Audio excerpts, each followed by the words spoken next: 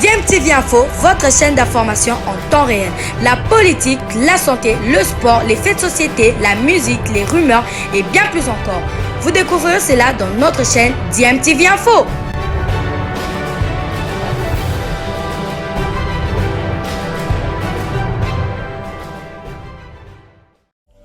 Vous êtes sur DMTV, bonjour ou bonsoir, tout dépend de l'heure à laquelle vous nous suivez. Tout plaisir est pour nous de vous retrouver, mais surtout de savoir que vous êtes nombreux en train de suivre votre chaîne YouTube DMTV. DMTV qui vous propose l'actualité, vous propose également des analyses et des réflexions sur des sujets d'actualité, sur des faits sociaux, tout simplement sur des réalités que nous observons ici chez nous en République démocratique du Congo. Gloria Maria Sembula a trouvé une solution pour les personnes de petite taille.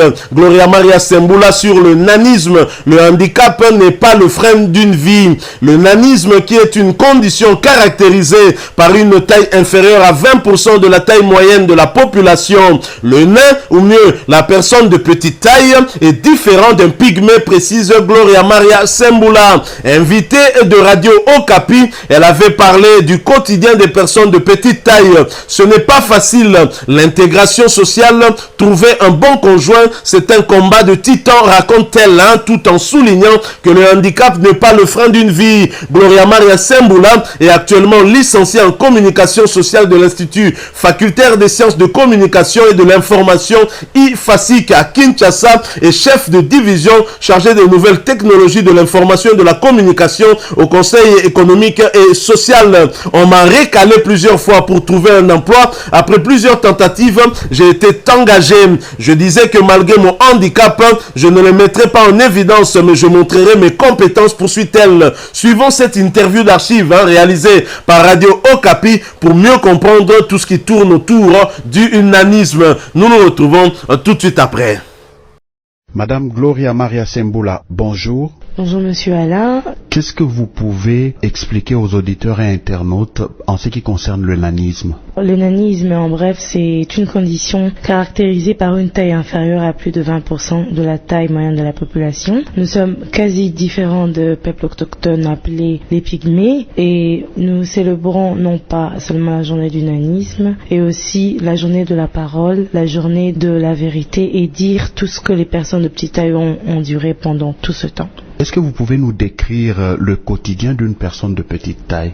Les quotidiens d'une personne de petite taille est pas très facile. Déjà, sa vie de tous les jours est compliquée. Le fait de prendre le transport, le fait de s'intégrer socialement, le fait de trouver un travail, de trouver un bon conjoint ou bien une bonne conjointe. C'est un combat de titans et que pas nombreux ont pu gagner cela. Ceux qui sont aujourd'hui sortis vainqueurs, c'est parce qu'ils ont été entourés des personnes qui les ont compris, qui les ont aimés et soutenus. Et de ce fait, nous appelons à la conscience de tous ces parents et familles qui ont les enfants de petite taille, de pouvoir déjà accepter les enfants tels qu'ils sont, de pouvoir les aider à intégrer la société et à se perfectionner dans leur style de vie. En ce qui vous concerne particulièrement, comment vos parents ont reçu votre naissance, comment ils vous ont éduqué, pour être concret par rapport à tous ceux qui nous suivent? C'est vrai que c'était pas facile. Je suis aînée de ma famille, première grossesse, premier enfant. Mes parents m'ont accueilli avec tant d'amour, ils m'ont comblé de tendresse et d'affection. Ils m'ont appris à surmonter mes épreuves, ils ne m'ont pas choyé, au contraire. Ils m'ont dit que tu es dans un monde où il te demandera de fournir beaucoup d'efforts pour te faire accepter, d'efforts pour faire comprendre à la société que tu es comme tout le monde, d'efforts aussi pour te marier, pour beaucoup de choses. Donc j'ai été très bien entourée de par ma famille, de par mes parents et de par les personnes qui m'entourent. Et cette facilité m'a permis de pouvoir, c'est vrai, trouver du travail. C'est vrai que au début c'était pas facile, on m'a recalé plusieurs fois, mais après plusieurs tentatives et que j'avais déjà une ambition, c'était que malgré mon handicap, je ne montrerai pas mon handicap d'abord, mais je montrerai mes compétences et mes attributions. Aujourd'hui, je peux être fière de dire que mes parents ont fait du bon travail. Vous parlez des discriminations. Est-ce qu'on peut y aller dans les détails? Déjà, il faut commencer par dire que parler de nain, c'est péjoratif. Quelles sont les autres discriminations que vous pouvez évoquer? Appeler une personne de petite taille nain est très péjoratif. Communément, c'est plus facile d'appeler une personne de petite taille. Et aujourd'hui, nous voyons que les personnes de petite taille sont beaucoup plus utilisées pour des choses comme des théâtres un peu vulgaires, excusez-moi le nom, pour des personnages mythiques, la sorcellerie ou autre chose, mais pourtant la petite taille en soi, elle est belle, la petite taille, elle est intelligente, la petite taille, elle a beaucoup de choses à montrer aux yeux de personnes. À l'occasion de cette 9e célébration, il y a des délégations qui sont venues d'autres pays africains pour une séance académique au Conseil économique et social. Est-ce que vous pouvez nous en parler?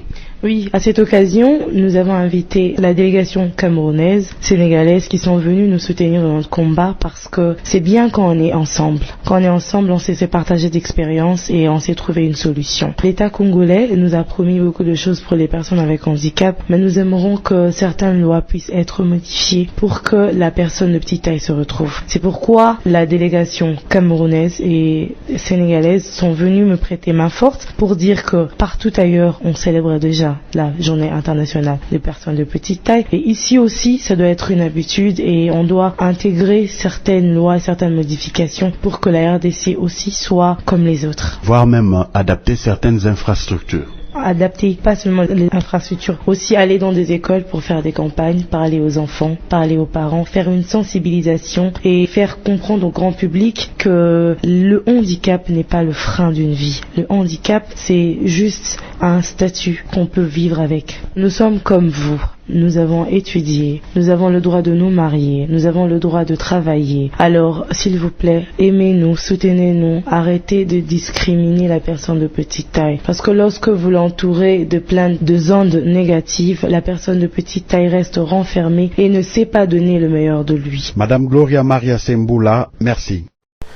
Voilà, nous sommes de retour. Vous venez de suivre Gloria Amaria Sembula, en tout cas, qui se veut une femme dynamique et qui essaye de soutenir nos frères qui sont de petite taille, abusivement appelés des nains, et parfois même en lingala, on les appelle des émos, en référence bien sûr à ce danseur célèbre, paix à son âme, qui a même joué dans le film La vie est belle aux côtés de Papa Wemba. Il était un danseur valorisé en tout cas par Feu Pépé et Calais. Rappelez-vous, dans ce film La vie est belle, de sa phrase qui était aussi devenue mythique. Kourou s'est tué, Kourou s'est tué. Voilà, donc c'était Emoro, et trop souvent des personnes de petite taille, nous les appelons ainsi. Nous en connaissons beaucoup qui sont devenus des stars. Il y a comme Dokolos, Joli Bébé également, qui était tout aussi danseuse chez Pépé et Calais. Alors il est vrai que la vie n'est pas facile pour des personnes de petite taille souffrant du nanisme, une maladie congénitale qui n'est pas contagieuse et qui peut arriver à n'importe quel bébé venant de naître. D'où la nécessité de ne pas traiter avec mépris ces personnes. Les nains qui ont su se faire une place dans la société partout dans le monde sont souvent des artistes comédiens, musiciens, humoristes, acrobates dans des cirques ou clowns pour divertir les enfants. Chez nous, en République démocratique du Congo, le nain le plus célèbre était le danseur de l'orchestre Empire Bakuba. Il s'agit d'Emoro. Et d'ailleurs, en RDC, on appelle péjorativement les personnes de petite taille Emoro. Mais il y en a eu d'autres comme Joli Bébé, qui était également danseuse de l'orchestre Empire Bakuba, de l'éléphant de la musique congolaise, Pépé Calais Kabasele Yampagna, paix à son âme. Dans ce rôle-là, de divertir le public, les regards des gens devenaient différents et affectueux envers ces artistes de petite taille, et cela leur permettait de vivre une vie tout à fait normale et même de se marier avec des personnes entre guillemets normales. Mais voilà, aujourd'hui Gloria Amaria Sembula a trouvé une solution pour sortir les personnes de petite taille de leur situation plutôt difficile. Voilà pourquoi elle s'est adressée à eux à travers cette courte vidéo afin qu'ils viennent prendre connaissance d'un projet qui pourrait les aider. Et je vous propose d'ailleurs de l'écouter. Nous nous retrouvons pour la conclusion.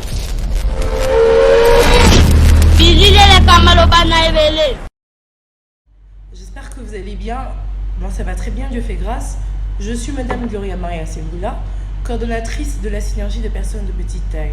Synergie qui milite pour la promotion et la défense de personnes de petite taille. Alors si je viens vers vous, c'est parce que j'ai besoin de votre aide. J'ai besoin que vous puissiez m'aider à faire arriver cette vidéo partout.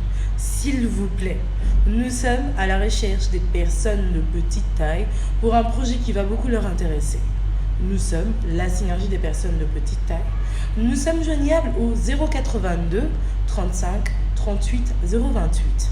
082 35 38 028. La petite taille n'est qu'un détail. Nous aidons les personnes dans notre condition à pouvoir réintégrer la société. Nous aidons les personnes dans notre condition à pouvoir se sentir aimées, respectées et valorisées. S'il te plaît, aide-moi à faire passer cette vidéo. Voilà, nous sommes de retour et merci à vous de nous avoir suivis. Merci de continuer à faire confiance à votre chaîne DMTV et nous espérons en tout cas que ce sujet vous aura plu et si c'est le cas, laissez-nous un maximum de j'aime. Merci de partager avec nous aussi votre point de vue en nous laissant un commentaire.